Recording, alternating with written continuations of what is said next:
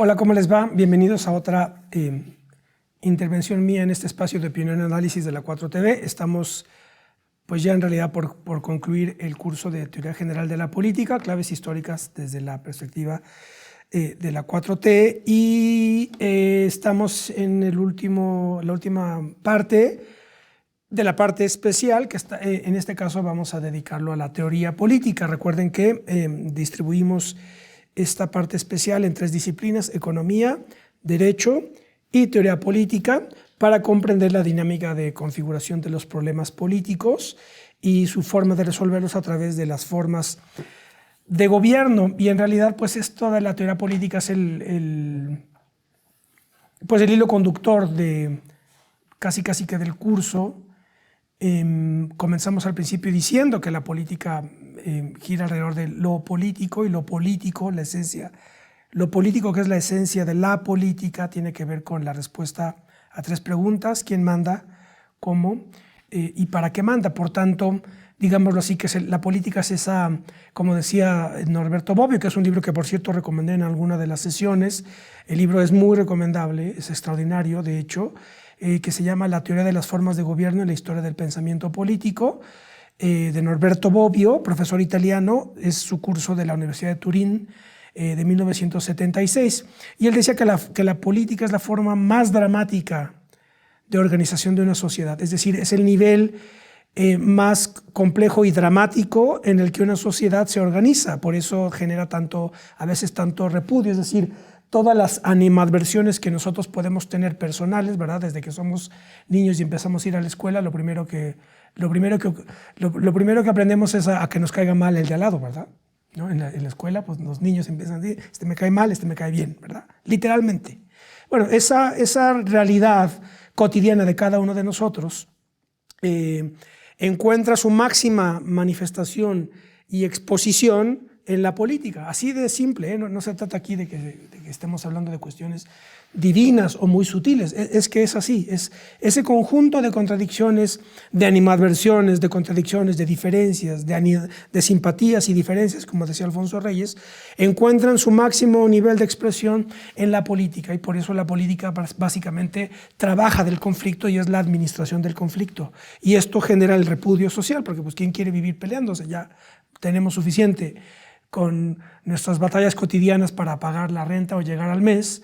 Pues a lo mejor la gente lo que quiere es, ¿verdad?, terminar el día tranquilamente tomándose un té o viendo una buena película, escuchando un buen disco, o teniendo una buena conversación con la familia y no estar peleándose. El político vive del conflicto, esa es la cuestión. Y esto es lo que hace tan dramática y tan difícil, pero también tan necesaria a la política. Este es uno de los corolarios, una de las moralejas del curso. La política, los políticos son necesarios. Por aquello que no me gusta decir siempre, de que decía Trotsky: aunque a ti no te importe la política, tú sí le importas a ella. Lo que recuerdo también lo que decía Bertolt Brecht, ¿verdad? Este dramaturgo alemán, comunista tan importante, cuando era un poema, me parece, clásico, cuando decía, estaba en el contexto del régimen nazi, lo que decía Brecht. Entonces decía: primero vinieron por los judíos, pero como yo no soy judío, no me importó. Después vinieron por los gitanos, pero como yo no soy gitano, no me importó. Después vinieron por los negros, pero como yo no soy negro, no me importó. Después vinieron por, los homosexuales, pero como yo no soy homosexual, no me importó. Ahora vienen por mí y ya no hay tiempo. Ya no hay tiempo de nada, ya no hay tiempo de hacer nada. Esa es la cuestión. Es también una manera muy bonita de explicar la necesidad de que, aunque parezca lejano algún conflicto que uno ve que se está discutiendo, en el fondo una sociedad debe de ser capaz de darse cuenta de la conexión que existe entre esas cosas abstractas o lejanas con nuestra vida cotidiana, ¿verdad? Y ahí está la tarea del político. El político es esa figura que media y conecta la historia, las grandes cuestiones, las grandes ideas con nuestra modesta vida cotidiana. Y por eso ya digo, la política, el político es necesario. Y yo creo que una de las cosas que admiro del presidente López Obrador es que él nunca lo ha negado. Los que lo hemos seguido de años Recordamos perfecto en los plantones, etcétera, lo recordarán muchos, que el presidente siempre decía en ese momento: líder no les va a faltar. No sé si se acuerdan que lo decía: líder no les va a faltar. Es decir, él asumía que él era el líder y que él era el jefe y que él mandaba, ¿no? Y de eso se trata la política. No de andar ahí, ¿verdad?, con ingenuidades juveniles, diciendo que todo se va a resolver en asambleas, ¿verdad?, que es lo que pasaba con este movimiento de estudiantes que surgió. Yo soy 134, no me acuerdo, ¿verdad? Si no, aquí no hay jefes. No seas ingenuo. La política se trata de que haya con quién me entiendo, ¿verdad? ¿Quién es aquí el que decide? Esa es la función del político, y tomar decisiones y dar la cara. Entonces, claro, una sociedad... Sí, me gusta mucho decirlo. Esto decía, esto yo lo utilicé para presentar un libro que editamos en Cámara de Diputados, un libro extraordinario que descubrí en Guanajuato, en una librería de viejo, una joya que se llama Teoría y Técnica de la Política, de Antonio Lomelí Garduño. Y sí puedo hablar del libro porque está libre, de acceso libre, las ediciones que hicimos en Cámara ya se acabaron. Pero está de libre acceso en la página siguiente, www.portalciudadano.diputados.gov.mx, www.portalciudadano.diputados.gov.mx, y por ahí hay una sección que dice publicaciones, y ahí busquen el libro Teoría Técnica de la Política. Es un libro de 1946 de Lomelí, que era una persona que nadie me supo decir quién era. Al final conocí a un político guanajuatense, y él dijo: sí, claro, él me dio clases, etc. Entonces ya más o menos lo ubiqué, pero fue un político obvio en ese momento partido de la Revolución Mexicana, que es la transformación del PNR en PRM por Cárdenas, y que escribió este tratado. En realidad es un tratado de teoría política, literalmente, ¿no? Es de lo que estamos hablando en esta tercera parte, sexta parte, teoría política. Pues casi que ese libro más el de Bobbio puede quedar como la bibliografía básica de esta sección. Un libro sorprendente, porque se mete a la entraña de lo que un poco es la senda abierta por Maquiavelo. Maquiavelo lo que hace, Maquiavelo escribe el texto clásico de Maquiavelo es de 1513, o sea, lo redacta en 1513, pero se publica una vez que él muere en 1530 y tantos. Es El Príncipe.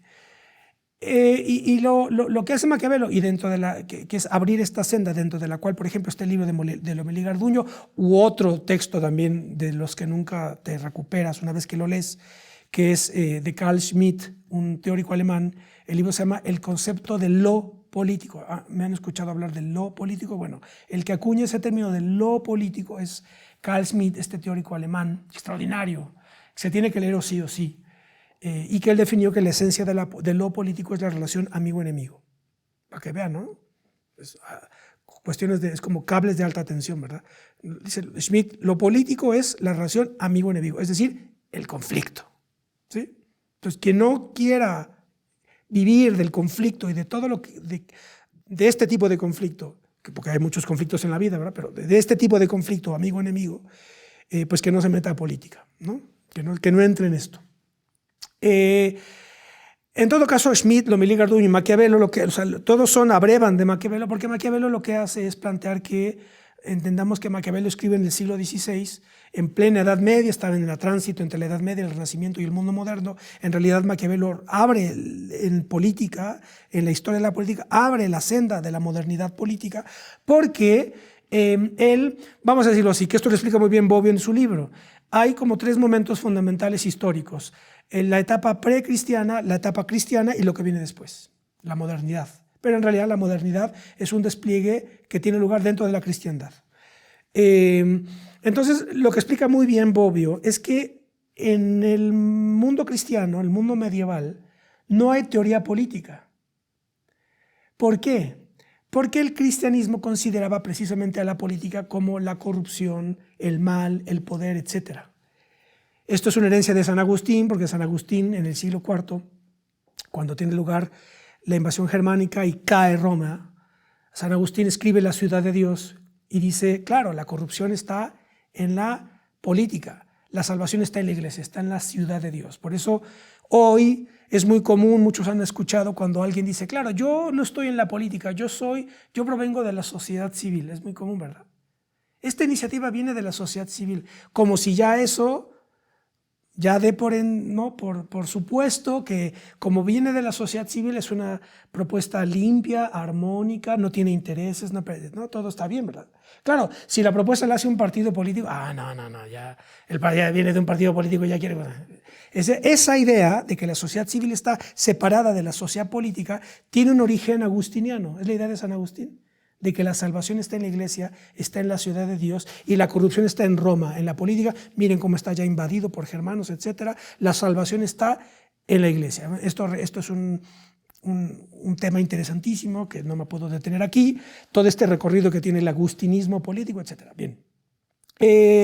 Entonces, claro, en la Edad Media, y curiosamente, en la etapa precristiana sí había teoría política. Platón, Tucídides, Aristóteles, Polibio, son autores que sobre todo Cicerón, los romanos, consideraban que la política, lejos de ser el ámbito de la corrupción, del mal, el mal necesario, la política era la máxima aspiración ciudadana, sobre todo para el mundo romano. Para el romano no había más aspiración más alta que ocupar un cargo público, que estar en la administración pública y resolver problemas públicos. Entonces, están esos dos periodos, el precristiano, en donde la política no era visto como algo negativo, la etapa cristiana, medieval, en donde la política, en herencia del agustinismo político, era algo que se rechazaba, la salvación está en la iglesia, ¿sí? Que es mucho lo que ocurre ahora. Hoy lo que ocurre muchas veces es que yo, platicando con gente, me doy cuenta que hay una preocupación, por ejemplo, por la pobreza, por la desigualdad, pero se quiere resolver a través de la caridad, de ayudar puntualmente a alguien, etcétera, lo cual está muy bien. Nadie puede estar en contra de eso. Pero es siempre tratar de resolver las cosas sin tocar la política, porque en el momento en el que interviene un político, un partido, etc., entonces ya está robándonos la bandera, quiere gobernar. Claro, es que eso es la política.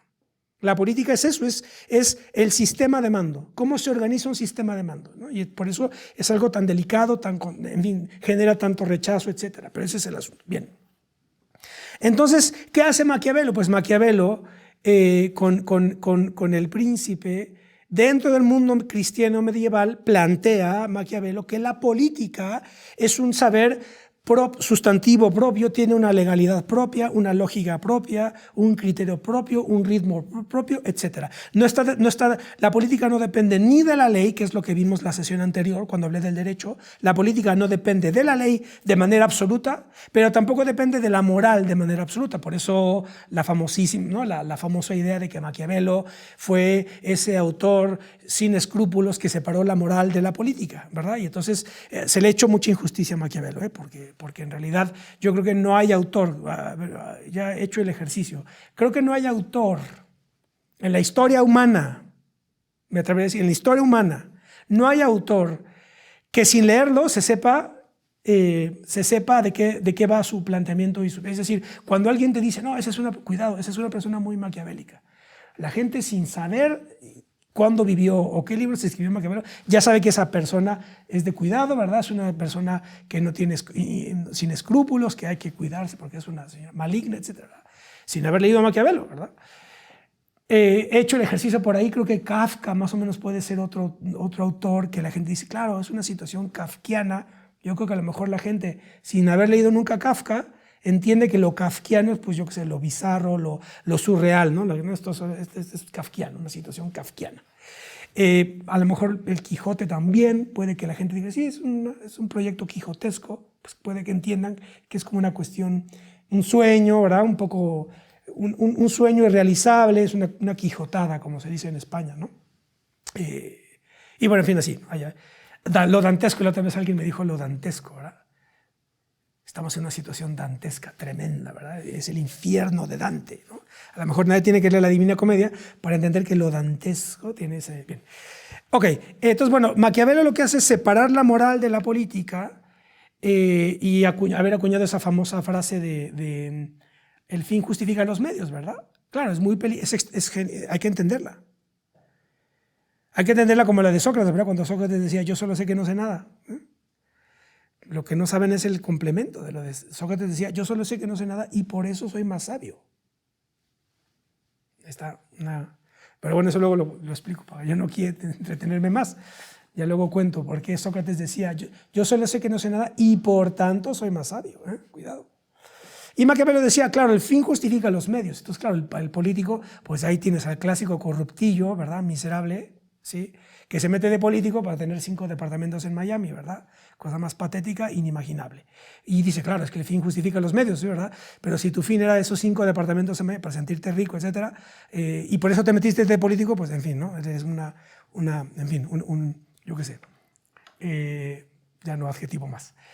No se trata de eso. La clave de Maquiavelo era en efecto que el fin justifica los medios. La cuestión es saber qué fin perseguía Maquiavelo. Ese es el asunto. ¿Cuál era ese fin? ¿Que él fuera ahí a andar de poderoso por la vida y andar mandando? No, señor. El fin que perseguía Maquiavelo, para el cual redactó la historia de Florencia y El Príncipe, era la unidad italiana. Por eso Maquiavelo, yo digo siempre que los grandes los mejores intérpretes de Maquiavelo son los italianos, porque también está sobredimensionado Maquiavelo, porque él se le atribuye haber acuñado la idea de razón de Estado, pero en realidad la razón de Estado estaba acuñándose en España. Es decir, cuando redacta Maquiavelo en 1513 El Príncipe, en 1516 Carlos V estaba heredando los territorios italianos por el matrimonio de sus papás. Carlos V, el del chocolate.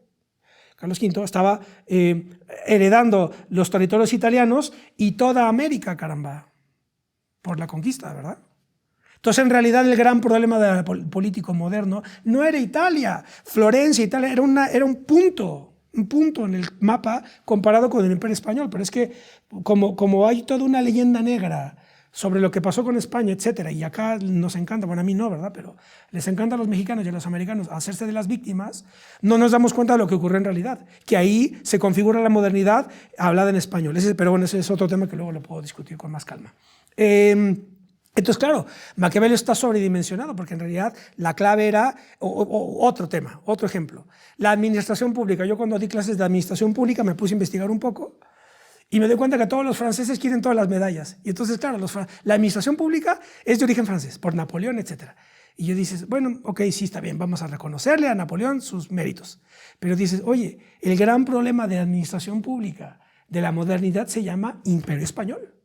Es decir, vayan a los archivos de Sevilla y vean las columnas de archivos que tenían para administrar todo el territorio americano, toda la administración del Estado, la administración. Entonces yo para fastidiar un poco, mi curso lo armé en función de la tradición española de administración pública y la tradición francesa, ¿verdad? Y la tradición soviética. Puse 3 ejemplos fundamentales de cuestiones administrativas y también la norteamericana. La burocracia es una creación norteamericana, ¿verdad? Entonces la escuela española, ¿verdad?, el Imperio Español, la escuela francesa, es decir, el código napoleónico y la administración del Estado francés de Napoleón, que fue una gran aportación, y la escuela soviética, ¿no? La administración soviética, eso fue lo que puse a mis alumnos a estudiar, y no que no nada más sea una cosa de franceses, que quieren siempre todas las medallas.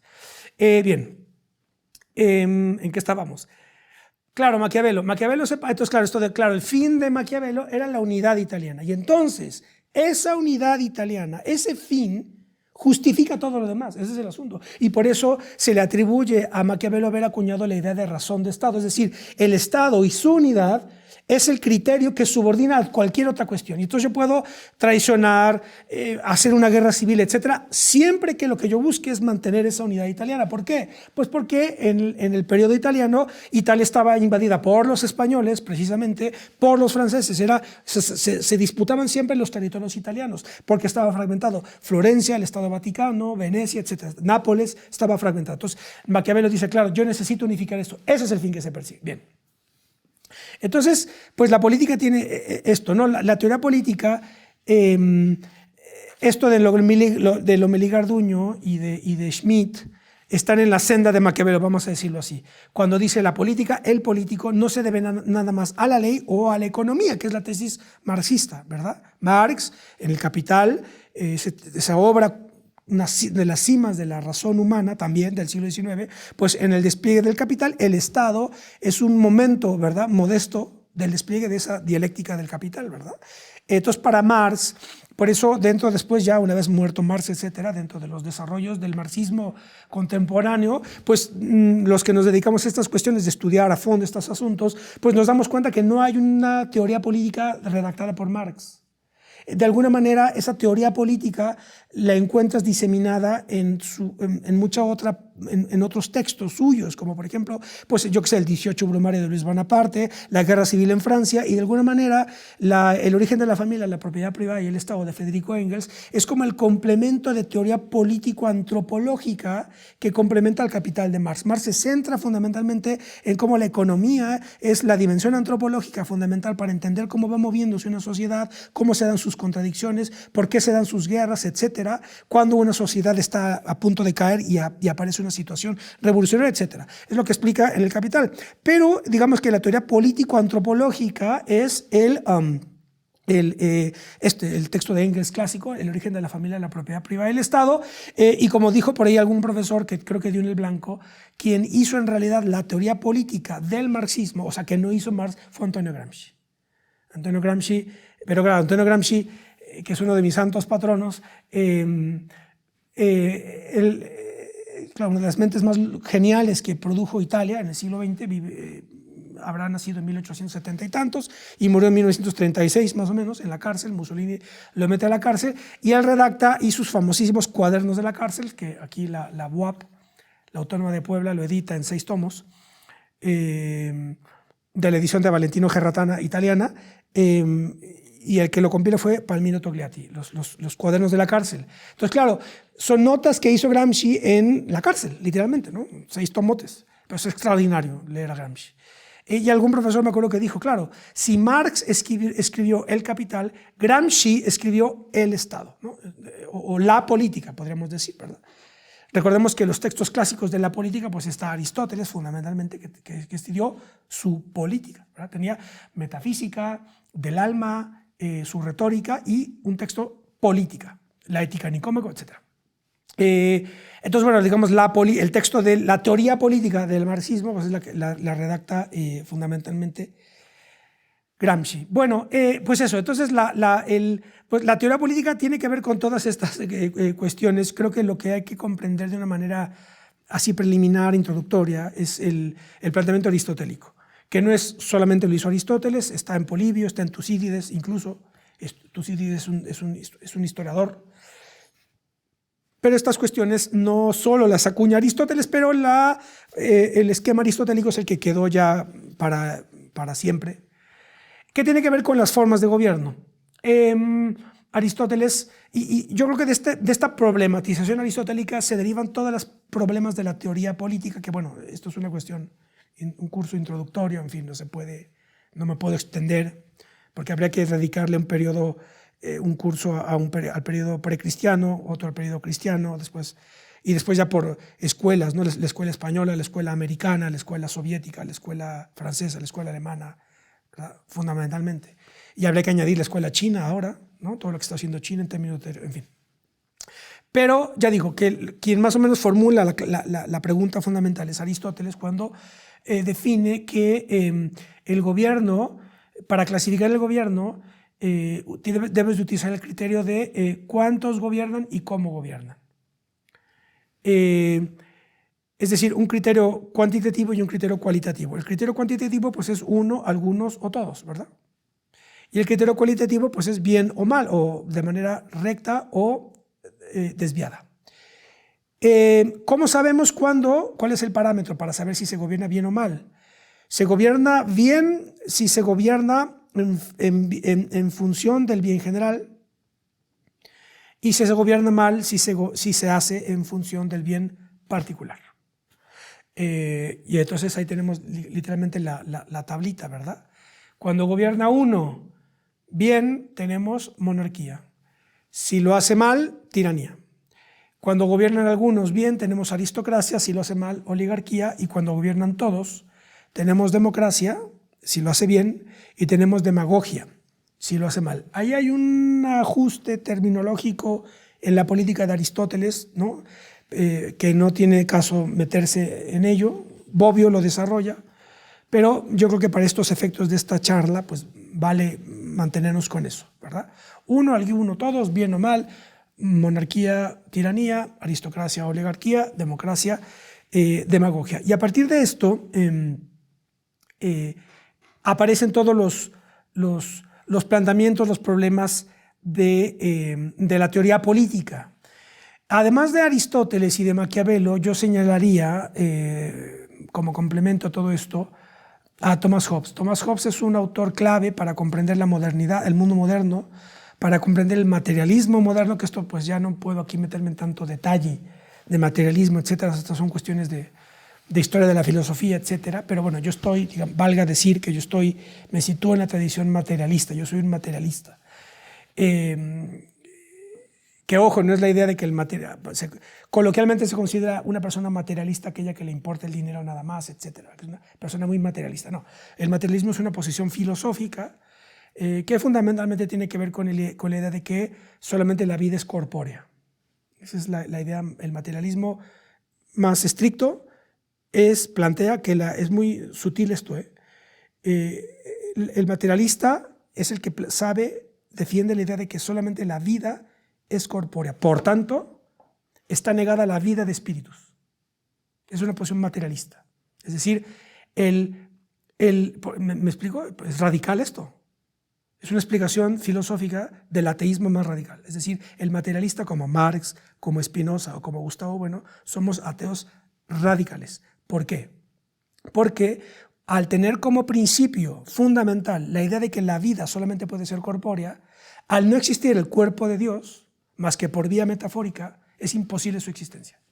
Pero bueno, este es un desarrollo ya muy elaborado filosófico. Pero bueno, por eso no me puedo ya extender en esto. Pero es fundamental, si me invitan, después lo podemos desarrollar, ¿verdad? Con más detenimiento, pero bueno, ya eso se verá con las autoridades del canal. Pero bueno, uno de los fundadores del materialismo es Hobbes. Hobbes es un autor extraordinario, increíble, tú lo lees, vive de 1588 a 1600, del 16 al 17, pero tú lo lees y te está hablando aquí al oído, igual que Aristóteles. Tú lees Aristóteles y parece que lo tienes al lado. Y escribió hace 25 siglos. Entonces, Hobbes, que es el materialismo inglés, digámoslo así, ¿no? el que pare el materialismo inglés, decía que la realidad consta de cuerpos, es muy bonito. La realidad consta de Hobbes es el texto clásico de Hobbes es el Leviatán. Los que más o menos tienen ya alguna formación, a lo mejor les suena ese libro, el Leviatán, que es una figura bíblica por lo demás. Y en la portada está una sociedad, o sea, es decir, muchos individuos. Es un grabado muy bonito del siglo XVII. Muchísimos individuos que cuando se ven así a distancia, te das cuenta que son los que conforman el cuerpo de una suerte de monstruo que tiene su cabeza al final visible con un cetro en las manos. Y ese es el Estado, ¿no? Es la metáfora gráfica del Estado, ese es el Leviatán. Ese es el texto clásico de Hobbes. Pero entonces Hobbes, para entender su sistema, digámoslo así, él decía que la realidad consiste en dos cosas: cuerpos, por eso era materialista, cuerpos, aunque claro, esto el materialismo no es un corporeísmo, pero bueno, en fin, no me puedo detener en esto. Pero es que como dijo, y cuerpos, bueno, ok. La realidad consiste de cuerpo y movimiento, dice Hobbes. Entonces, él detecta tres tipos de cuerpos. Los cuerpos no humanos, o sea, esta mesa, esta taza, una roca, una montaña, son cuerpos en general, digámoslo así. Y para ellos dedica una obra que se llama De Corpore, en latín. Y entonces dice, para la comprensión de los cuerpos en general, nos servimos de la geometría y la mecánica, ¿verdad? Primer tipo de cuerpos en general, geometría y mecánica. Después están los cuerpos humanos. Y para ello redacta el texto, que no es el único autor que redactó estos textos. Esto es muy bonito, esto explica los orígenes previos de la antropología antes del siglo XIX, que la antropología es una disciplina que se consolida en el XIX, con Malinowski y otros, Engels mismo, Morgan, etc., pero hasta el XIX. Pero previo hubo toda una serie de textos generados entre el siglo XVI y XVII que se llamaban todos de homine, del hombre, de homine.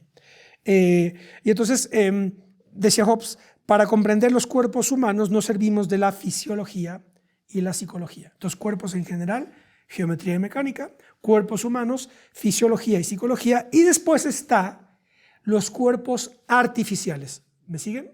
Cuerpos en general, ¿no? literalmente materiales, fisicalistas, ¿sí? Geometría y mecánica, cuerpos humanos, fisiología y psicología, y luego los cuerpos artificiales. ¿Cuáles son esos cuerpos artificiales? El Estado. Y para ello redacta el texto DECIDE, ¿verdad? DECIDE. Y las disciplinas que sirven para comprender a estos cuerpos artificiales al Estado son precisamente la ciencia jurídica y la ciencia política. ¿Se dan cuenta cómo está ahí un poco lo que venimos viendo? Sobre todo cuando vi economía, derecho y teoría política, un poco era lo que estaba también viendo Hobbes. Claro que la economía, ¿se acuerdan cuando analizamos la economía? Hobbes escribe en el siglo XVII. Él todavía aquí no estaba contemplando el mecanismo o las formas de relación del hombre con la naturaleza para extraer de ahí el sustento, ¿no? Que es el fundamento del trabajo y el fundamento después de la producción, ¿verdad? Entonces, claro, aquí no está, por ejemplo, la economía, ¿se dan cuenta? En el sistema de Hobbes, porque la economía todavía no estaba perfilada, cerrada como una disciplina, hasta Adam Smith, como explica en el siglo XVIII, cuando redacta La riqueza de las naciones en 1760 y tantos, 67 me parece. Y de ahí en adelante se abre el ámbito de la economía, de ahí hasta, yo qué sé, hasta Piero Sraffa.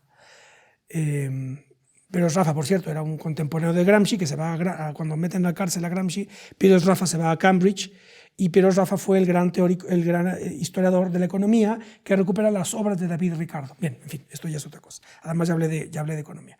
Entonces, bueno, pues este es el apunte que yo quería hacer, ¿no? El señalamiento de Hobbes y la comprensión del Estado como el cuerpo artificial, y el problema de la política como aquel a través del cual, en primer lugar, que es algo que comenté en la introducción, tiene que ver con el sistema de mando, ¿verdad? La política es la definición del sistema de mando de una sociedad. El sistema de mando, no tanto el sistema jurídico que te permite saber lo que es bueno y es malo. Antes de eso está un sistema de mando. ¿Sí? Un sistema complejo de mando. Y eso es de lo que trata la política. Por eso es una disciplina, un saber y un hacer solemne. Y esto es lo que yo quería decir en esta sexta parte del curso. Y en la última pues haré una recapitulación desde la perspectiva de la 4T. Nos vemos la próxima.